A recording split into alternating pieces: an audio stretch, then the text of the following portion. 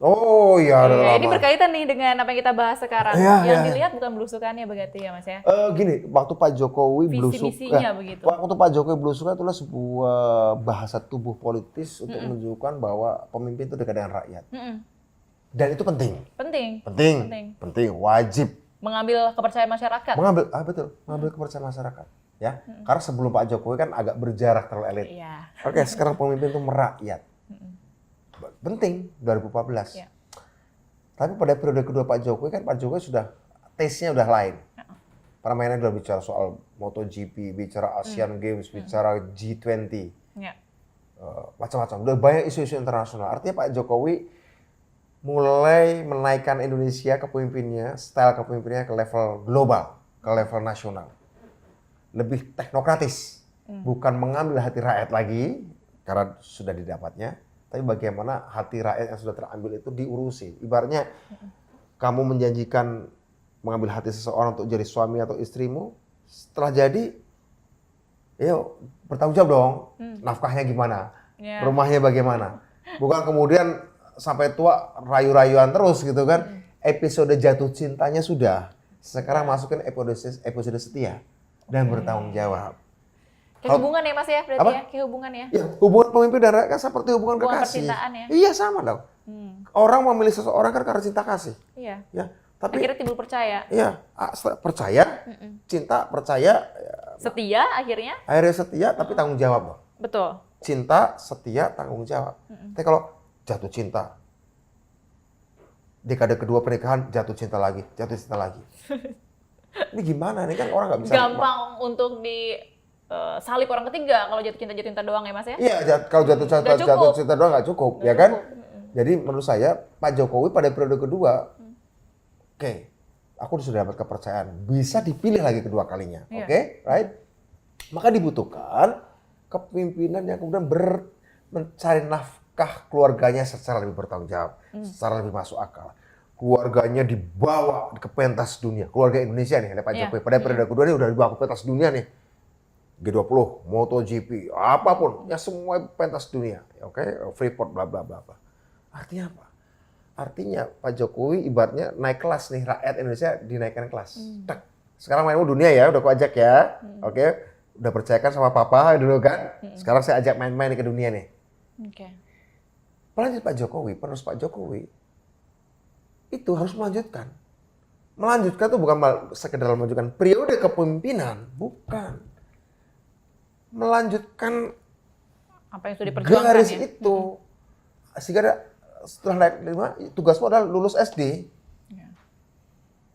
Naik level lah. Naik level. Hanya karena pernah kita juara 1 di kelas 5 SD, It doesn't mean kita nggak mau naik kelas 6. Yes. Karena apa? Aku pengen ulang lagi agar aku bisa terulang lagi jadi juara 1. Dengan cara apa? Aku nggak mau naik kelas 5 SD aja deh. Yang penting aku bisa juara 1 terus. Kan belum kan kayak gitu. Betul. Bangsa ini kan harus naik terus nih. Dan itu naiknya besok ya. Nah ini menariknya. Dunia hari ini dengan 3 ledakan tadi, ledakan pandemi, ledakan pengetahuan, dan ledakan peluru, ternyata menuntut cara belajar yang baru. Kayak gimana itu Mas? Cepat. Harus kelas akselerasi. Yes, cepat, right? Kelasnya akselerasi Iya. dengan kurikulum, dengan ujian, soal ujian yang nggak pernah diajarin. Bayangkan, ya. Ini menarik. Sudah tantangannya harus naik 3 tingkat, nggak boleh sekedar 1 tingkat. Kedua, isi ujiannya tidak diajarin pada waktu setahun sebelumnya. Pandemi, Iya. perang negara besar, revolusi yang menduga. industri, nggak ada, right? Nggak ada ya. Tapi, apa namanya? Harus naik kelas 3. Tapi untungnya, ada satu untungnya. Kira-kira guru yang mau gini. Tapi ini bisa dikerjakan open book dan bisa bikin grup. Open book ya? Open Dari book, pengalaman-pengalaman yang sudah ada. Pengalaman sudah ada, Iya. tapi sebenarnya di buku itu sudah nggak relevan. Tapi yang paling penting adalah kamu bisa kerjakan dalam grup. Iya. Nggak sendiri-sendirian. Diskusi. Karena bisa jadi ada soal yang nggak ada di bukunya, tapi hasil dari tukar pendapat. Ini dibutuhkan pemimpin, ya, yang bukan sekedar open book, tapi juga encouraging, mengorganisir masyarakat untuk berdiskusi, bertukar pikiran antar warga, menghadapi soal-soal yang nggak pernah diajarkan sebelumnya. Untuk itu pemimpinnya juga harus berdiskusi. Ya, Untuk itu pemimpinnya juga harus punya ide. betul. Bangsa sebesar kita 270 juta orang ini terlalu besar untuk sekedar panggung sensasi. Ya. Harus jadi panggung esensi. Panggung esensi. Kalau Indonesian Idol ada program RCTI, Ya, panggung wajar. ekspresi. Itu sensasi juga, sensasi juga. Tapi ya wajar, hiburan ya, Yes. entertainment. Mhm. 270 juta orang ini kan bukan 270 juta orang ini bukan apa ya spectators dari sebuah hiburan, bukan penonton dari sebuah hiburan. Ini harus diurus nih. Idenya, pendidikannya, kesehatannya, masa depannya, keamanannya, pertahanannya, kekayaan di tanah airnya, Berarti dari perdamaiannya. Ya.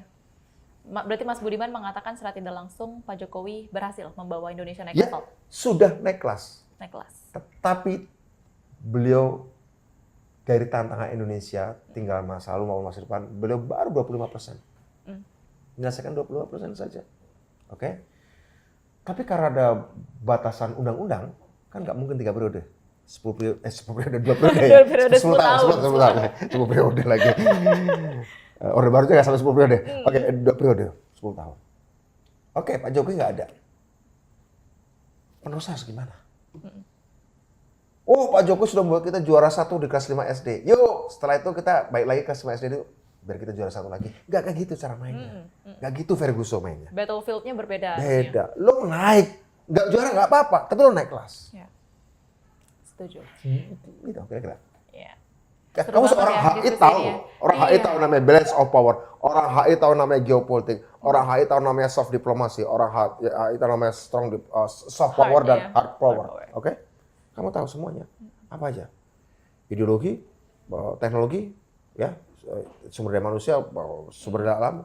Saya punya beberapa algoritma, rumusan.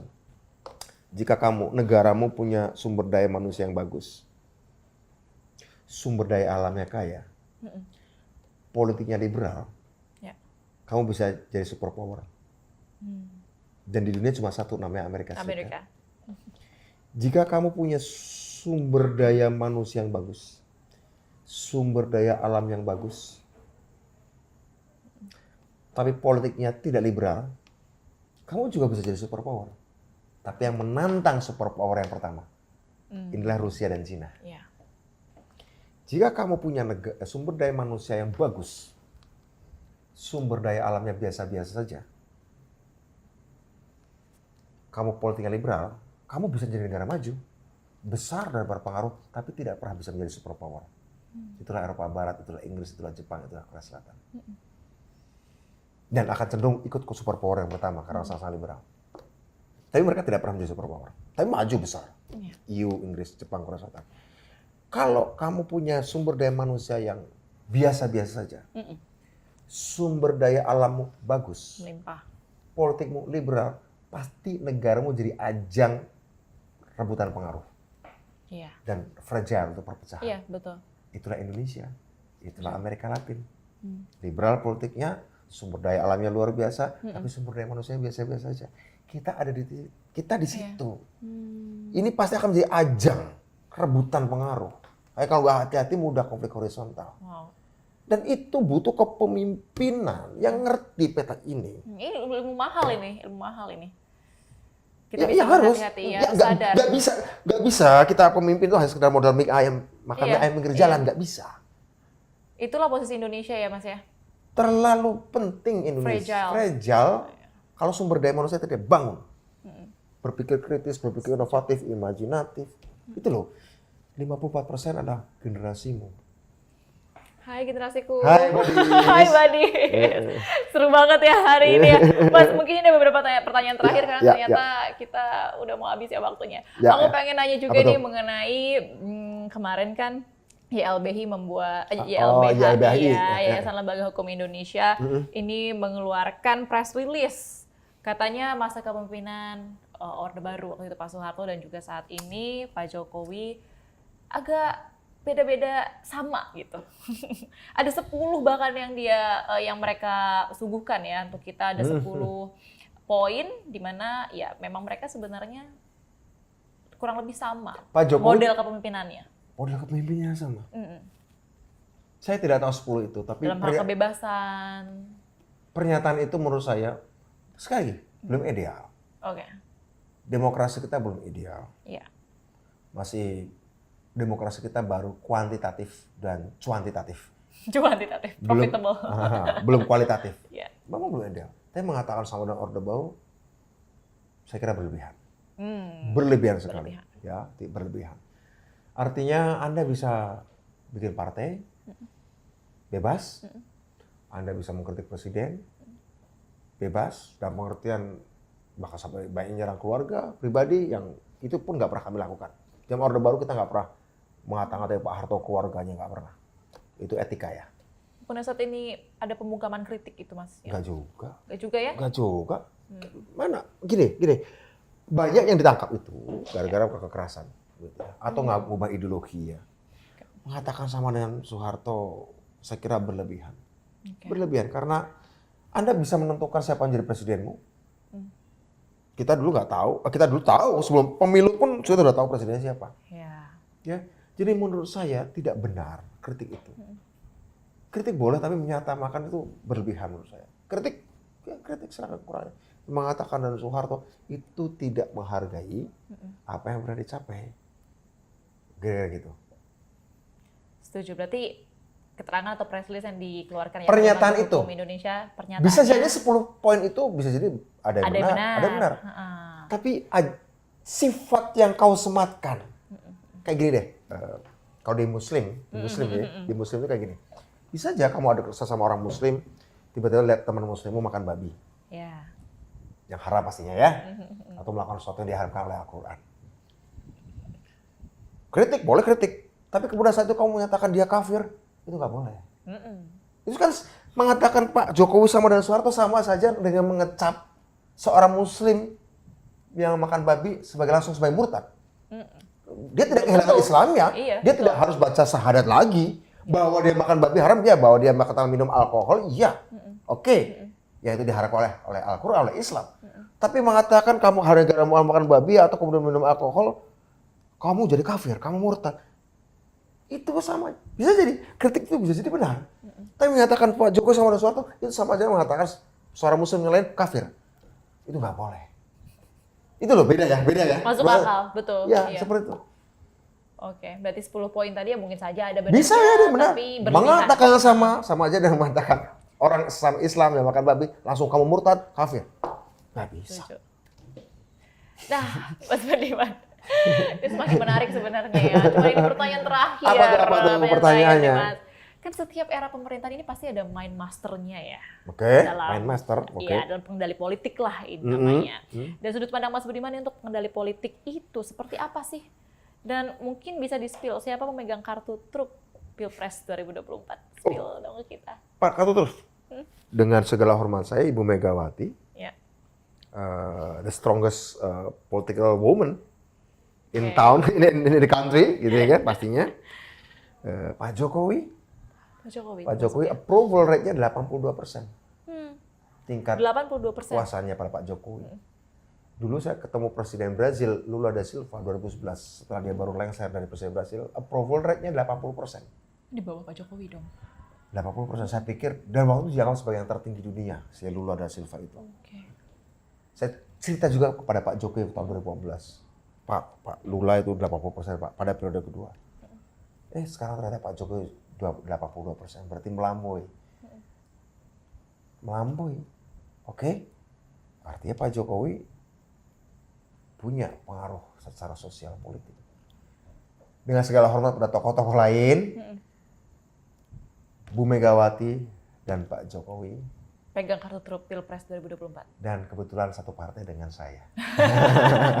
Aman ya?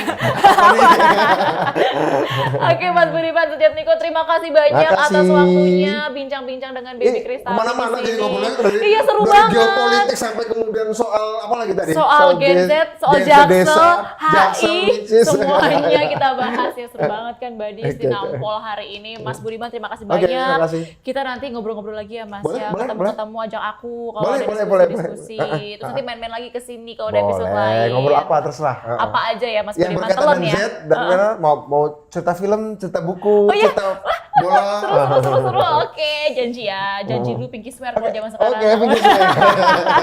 Oke. Oke, saya Bibi Oke. Kristami. Terima kasih Mbak Dis telah menyaksikan Nampol hari ini. Namanya Nampol. juga Namanya juga politik. politik, ya. Bareng Mas Budiman Sujatmiko. Oke. Sampai ketemu lagi di episode selanjutnya. Dadah. Dadah. Oke. Silakan diminum. Mas. Oke, udah.